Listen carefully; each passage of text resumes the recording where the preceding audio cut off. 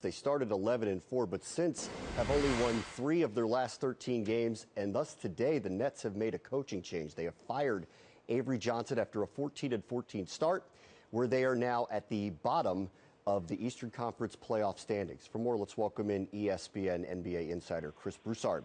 Why today, Chris?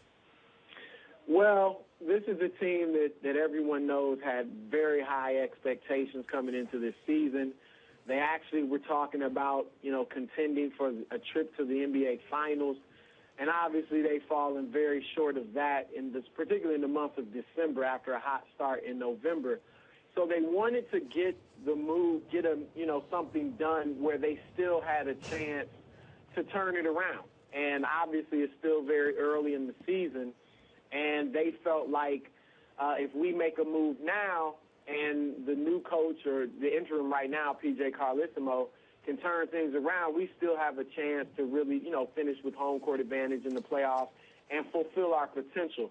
One thing that was bothering them recently with the losses was that they were doing so many changes. Avery Johnson was changing the lineup. And that they felt like he was kind of grasping at straws. He's changing the starting lineup. Even against Boston, on Christmas Day, he started small, even though they had success against Boston by going big and beating them in the first 2 meetings. And then when that didn't work in the second half, he went back to a big lineup with Reggie Evans starting at power forward. So scrapping the offense, he had been talked about changes as much as 40% of the offense. They felt like, it was kind of getting confusing, and that Avery was kind of just searching and groping for answers, and that was not a good sign. So that's why they decided to make the move now. Of the 3 wins over the last 13, Toronto, Detroit, and Philadelphia are the only teams that they've beaten over that stretch. They had trouble really here. A number of our analysts, Chris, have had trouble here getting Deron Williams or Joe Johnson in rhythm. Here they are with this all-star backcourt. It's not working out so far. Do you get a sense that the players were vying for this change? Well, I know that their locker room, they've had a lot of turmoil in the locker room. There are some players.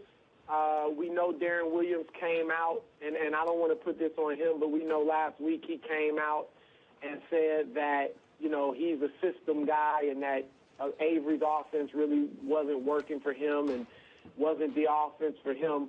This is their superstar. This is the guy on all their billboards, on all their commercials, the guy that they just paid $100 million to usher in the new era in Brooklyn. And a coach can never win that battle, particularly when the coach is in the last year of his contract and the players in the first year of his long-term contract.